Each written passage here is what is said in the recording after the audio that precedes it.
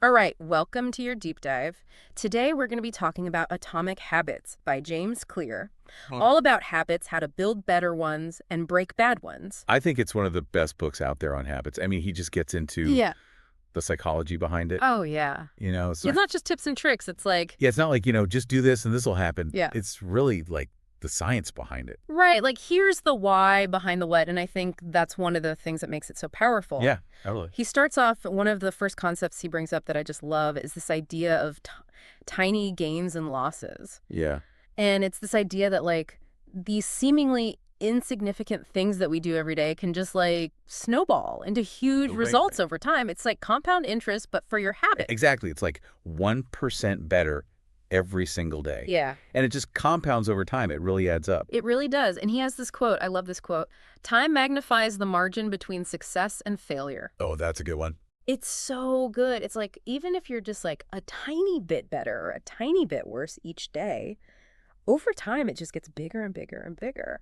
Crazy to think about. Right. And then this leads to another concept he talks about, which is the plateau of latent potential. Ooh, yeah, this is a good one. I'm fascinated by this one. Can you break this down for me? I need to hear it again. So basically he's saying that, like, you put in work and it seems like nothing's happening. Yeah. But actually, you're just building up potential. Okay. And he compares it to an ice cube. So imagine an ice cube sitting at 25 degrees. Mm-hmm. You keep adding heat. Okay. It seems like nothing's happening. Yeah. But then Okay. at 32 degrees, bam, it starts to melt. Right. Right. And so that's the same thing with our habits. We might not see the results right away, but we're building up. Oh, that's so interesting. So, like, even when you're in that zone and it feels like nothing's happening, like, keep going. Because Yeah. you might be, like, right there at that 32 degrees. You're on the verge of a breakthrough. Yeah. Oh, that's really cool. You just got to keep pushing through. And it makes me think, too, about, like, even when you're feeling stuck, that's a sign that you might be on that plateau. Yeah. Right? It's like, okay, well, maybe I'm closer than I think. For sure. Sure. Okay, so we've got tiny gains, we've got the plateau. Another thing that he talks about, which I think is super crucial, is this idea of shifting from goals to systems, right? Yep. Can you talk about that a little bit? So goals are about the results you want to achieve. Systems are about the processes that lead to those results. So you can have a goal of, like, running a marathon. Right. But the system would be, going on runs 3 times a week Mm-hmm. and eating healthy and getting enough sleep. Mm. So it's really about focusing on the daily habits and routines. Yeah. Yeah, it's like building that foundation. Exactly. Yeah. And he compares it to, he has this analogy of a broken thermostat. Oh, yeah. You can set the thermostat to whatever temperature you want, Mm-hmm. but if the system itself is broken, it's not going to matter. Your house is still going to be the wrong temperature. That's a great analogy. Okay, so Yeah. now the question becomes, how do we build those systems? Like, where do we begin? Well, Clear talks about the 4-step habit loop. And this is basically saying every habit, whether it's a good one or a bad one, goes through these 4 steps. Cue, crating, response, and reward. Okay, break that down for me. Give me an example of how that works in real life. Okay, so let's say you're trying to cut back on social media. Oh, yeah, good one. So you see your phone light up with a notification. Okay. That's the cue. Mm-hmm. It triggers a craving. The desire to, like, check and see what's happening. Your response is picking up your phone and opening the app. And then the reward is that hit of dopamine you get from seeing a new message. Yeah, right. The likes, all that. Exactly. Yeah. So our brain is like a reward detector. It's constantly scanning for those cues. So interesting. So if we can, like, figure out what those cues are and how to, like, interrupt them or replace them with something better, That's how we can change our habits. that's how we can kind of, like, hack the system. Exactly. Oh, I love this. And that's why it's so important to become aware of this loop. And so Clear talks about the habit scorecard. And he says that's one of the first steps towards, like, making real change. Okay, so what is that? Yeah. What is the habit scorecard? Tell me more about that. I'm intrigued. I want to hear more about that, too. Yeah. It's pretty simple, actually. It's basically like taking inventory of your current habits, Okay. both good and bad. So you just, like, write down everything you do in a typical day Mm-hmm. from when you wake up to when you go to sleep. And then you go through each item and you ask yourself, does this habit help me become the type of person I want to be? Oh, I see. So it's not just, like, what are the habits that I'm doing, but, like, are they actually aligned with, Yeah. like, my goals and my values? Exactly. You might realize that some of your habits, even though they seem harmless, Right. they're actually like working against you. Yeah, totally. Okay, so let's say I've like done that. I've made my scorecard. Yeah. What's next? What's like the next step? Well, I know like one thing he talks a lot about is environment design, Oh, yeah. right? This idea that like our surroundings can really either like support our habits or, They can totally sabotage them. yeah, sabotage them. If you're in the wrong environment, it's going to be so much harder to stick to your habits. Yeah, totally. And he mentions this equation, Lewin's equation, behavior equals F of person, environment. Yeah. Like basically our behavior is influenced by both who we are and like where we are. Makes sense. Right. And he gives this example of this hospital cafeteria. Oh, yeah, Massachusetts General Hospital. Yeah. Tell me about that. So they wanted to encourage people to make healthier food choices, right? Most people would probably just like put up signs or something. Yeah, like eat your vegetable. Exactly. But they went a step further, and they actually rearranged the food displays. So they made the healthier options more prominent Oh, and easier to grab. And guess what? People started choosing the healthier items without even realizing it. it's like they just like made They us. tricked them into being healthy. Yeah. They made it the path of least resistance. I love that. Exactly. It's Yeah. like you're not even relying on willpower anymore. Yeah, it's like it's just there. Yeah, you're just like naturally drawn to it. Oh, that's cool. Okay, so what are some other like practical tips for like environment design? Well, one thing you can do is make your desired habits more obvious. So if you want to read more, keep books in plain sight. Okay. If you want to drink more water, keep a full water bottle on your desk. Yeah. Just make it super visible so you're constantly reminded of it. Like little cues, visual cues throughout your day. Exactly. And then on the flip side, make bad habits invisible. Okay. So if you're trying to cut back on social media, delete the apps from your phone. Right. Yeah. Or if you're trying to eat less junk food, don't even bring it into your house. Out of sight, out of mind. Exactly. I like it. Another good tip is something he calls one space, one use. Okay. What's that? So basically the idea is to designate specific areas for specific activities. Mm-hmm. So like your desk is for work, your bedroom is for sleep, Right. your dining table is for eating. This helps create clear boundaries. Oh, that's good. Because I feel like I'm always like working at my kitchen table and Yeah. I'm just constantly like getting distracted by the dishes. Oh, yeah, I totally get that. Yeah. So yeah, it's about just creating that separation. Okay, good tip. And then, of course, there's the classic 2-minute rule. Oh, yes, this is a good one. I love this one. So can you explain that? It's so simple but so effective. Yeah. Basically, when you're starting a new habit, it should take less than 2 minutes to do.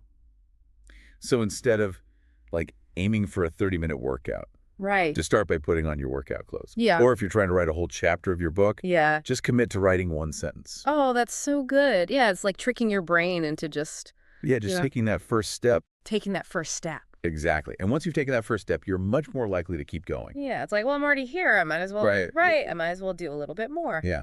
Okay, so we've talked about making habits easy. Uh-huh. Another thing that he emphasizes is making habits satisfying. Oh, yeah, this is crucial because our brains are wired for instant gratification.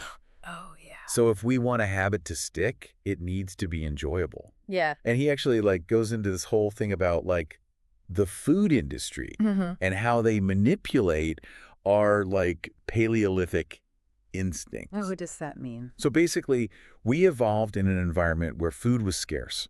Okay. So our brains are programmed to like crave calorie-dense foods, Mhm. sugar, salt, fat. Right. So we're hardwired to seek out those things, even though they're not necessarily good for us in today's world. Yeah, it's like we're battling against our biology. Exactly. And the food industry knows this. Oh, yeah. They exploit those cravings by creating foods that are like hyper palatable. Right, packed with those like irresistible flavors. Yeah, it's like they know the code and They know exactly how to push our buttons. they're pushing those buttons. Yeah. Yeah, so how do we fight back against that? Like how do we make healthy habits more More appealing. appealing? Well, one strategy is to use reinforcement. Okay. So reward yourself for sticking to your good habits. Yeah. Even in small ways. Okay. Like maybe it's treating yourself to a movie after a week of consistent workouts. Mm-hmm. Or buying that new book you've been wanting after a month of sticking to your budget. Yeah, like acknowledging that you're doing something good. Giving yourself a little pat on the back. Yep. I like that. Another thing he talks about is habit tracking. Oh, yeah. This is a big one. Like, why is that so powerful? I think it's because there's something so satisfying about visually seeing your progress, Yeah. whether it's marking off days on a calendar or using a habit tracker app. Just gives you that sense of accomplishment Yeah. and helps you stay motivated. Yeah, it's like turning it into a game almost. Exactly. Right. Okay, what else? Well, don't underestimate the power of celebrating small wins. So acknowledge your successes along the way. Even if it's just a small step forward, take a moment to appreciate your efforts. It Yeah. reinforces those positive feelings. Yeah, totally. Now, one of my favorite parts of this whole book is where he talks about the role of identity in habit change. Oh yeah, that's a game changer. It's like it shifts the whole perspective. Oh, really? Right. It's like it's not just about doing the actions, it's about becoming the type of person who does those actions. Exactly. Like, instead of focusing on losing weight, focus on becoming a healthy person. Right. Yeah. Or instead of trying to write a book, focus on becoming a writer. Oh, that's so good. Yeah. Because then it's like it's not just this thing that you're doing, it's like It's part of who you are. it's part of who you are. Oh, that's really good. And he uses the example of Laszlo Polgar, And his daughters. the chess players. Yeah, tell me about that. Oh, it's such a good story. So he was a psychologist who believed that geniuses are made, not born. Okay. So he decided to, put his theory to the test by raising his daughters to become chess champions. Okay. So he immersed them in the world of chess from a very young age, surrounded them with chess books, grandmaster portraits. Their entire life revolved around chess. Wow, that's intense. It's crazy. And guess what? It worked. Oh, really? All three daughters became incredibly successful chess players. Wow. One of them even became the first female grandmaster in history. So it's like by creating that environment, by like immersing them in that world, Yeah. it shaped their identity. Exactly. Yeah. They didn't see chess as a chore. It was just part of who they were. Part of who they were. Oh, that's so powerful. Yeah. And it makes me think too about like the power of our social circles, Totally. right? Like who we surround ourselves with and how. Yeah, he calls it the seductive pull of social norms. Uh-huh. We have this deep-seated desire to fit in. So we look to others for cues on how to behave. Yeah. So if everyone in your friend group is health conscious, you're more likely to adopt healthy habits too. It's like it's contagious almost. It is. It's totally contagious. Like those behaviors. He talks about 3 specific groups that we tend to imitate: the close, the many, and the powerful. Okay, break that down for me. So the close are the people we're closest to. Our family, friends, partners. Huh. The many are the larger group. Mm. Our community, society, culture. Okay. And the powerful are those we admire or see as successful. Celebrities, leaders, role models. Right. Yeah. So we're constantly picking up cues from these different groups. And he gives a really interesting example of how this can be used for good, right? He talks about this program in Pakistan. Oh, yeah, with the hand washing. Yeah. Tell me about that. So they wanted to reduce the rates of diarrhea and pneumonia, Okay. which were really high in this Yeah. area. And Yeah. so they partnered with a company to supply residents with a premium brand of soap that provided a more luxurious, satisfying hand washing experience. Interesting. And guess what? People started washing their hands more frequently simply because it felt good. Oh, wow. So they like made it like enjoyable. Instead Exactly. of like a chore. It wasn't this boring thing you had to do. Right. It was actually something that felt good. So they kind of like hacked it. They were like, They totally hacked oh, it. that's so smart. Okay, so we've talked about building good habits. What about breaking bad habits? Like what are some tips for that? Breaking bad habits, that's the tough part, right? It's like they have this way of sneaking back in. Ugh, tell me about it. Like, you think you've kicked them to the curb and then bam, they're back. What are we supposed to do? Well, Clear has a few ideas. One of them is making bad habits impractical. Okay, I like where this is going. Tell me more. So it's about adding friction, making those bad habits harder to, do. So like if I'm constantly checking Instagram, I could, I don't know, log out of the app after each use. Exactly. Or say you want to stop snacking after dinner. Don't even buy those chips and cookies at the grocery store. Out of sight, out of mind, right? You got it. Oh, And actually, Clear tells a fascinating story about the invention of the cash register that relates to this. I love his stories. They're always so insightful. Right. So back in the 1800s, this saloon owner, James Ritty, was having a problem with employees stealing money. Ah, the good old days. Right. Well, he was getting desperate, and then he heard about this new invention, the cash register. pretty groundbreaking for the time, I imagine. Oh, yeah. The thing automatically locked the cash and receipts inside after each transaction. Smart, so no more sticky fingers. Exactly. And guess what? Employee theft basically disappeared. It's the perfect example of changing the environment to break a bad habit. It makes so much sense, like remove the temptation altogether. And now we have all sorts of tools and technology to help us do that. Totally. Like website blockers or even apps that help us track our spending. Oh, yeah. It's like having a little accountability buddy in your pocket. Okay, now one thing that really resonated with me was Clear's point about how our expectations influence our satisfaction. Oh, yeah. That satisfaction equation. Satisfaction equals liking minus wanting. Right. It basically means our happiness depends on how much we enjoy something compared to how much we crave it. It explains why we can still feel unsatisfied even when we have what we thought we wanted. Because our wants keep growing. We achieve something and then immediately want something bigger and better. It's like that saying, the grass is always greener. So true. Yeah. Clear even talks about how he used to get so excited when his business hit certain milestones, but then as it grew, those milestones became more frequent. He was already looking at the next bigger thing. I feel that. It's like our brains adapt, and what was once amazing becomes ordinary. Right. Which is why it's so important to appreciate what we have and celebrate those small wins along the way. Otherwise, we get stuck on that treadmill of wanting more, never really feeling content. It's a recipe for unhappiness, really? Claire also says that this constant wanting can make failure sting even more. The higher our expectations, the more devastated we are when we don't reach them. So it's like, it's not necessarily the failure itself, but the gap between our expectations and reality. Exactly. That's why it's so crucial to keep things realistic. Setbacks are going to happen. It's all about learning and growing from them. That reminds me of something else Clear talks about: repetition. It's such a basic idea, but so powerful when it comes to forming habits. It really is the core of habit formation. Every time we do something, those neural pathways get stronger. It's like carving a path in the woods. The more you walk it, the more defined it becomes. And Clear illustrates this perfectly with that study on London taxi drivers. Oh, yeah.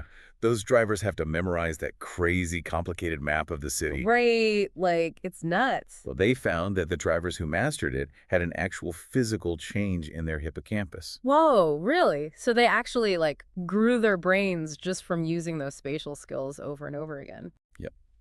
It's amazing how adaptable our brains are. And this brings us to another really important point: consistency. It's something Clear talks about a lot. He says it's what separates the pros from the amateurs, right? Oh, professionals stick to the schedule. Amateurs, well, they let life get in the way. It's about showing up even when we don't feel like it, Yeah. building that discipline.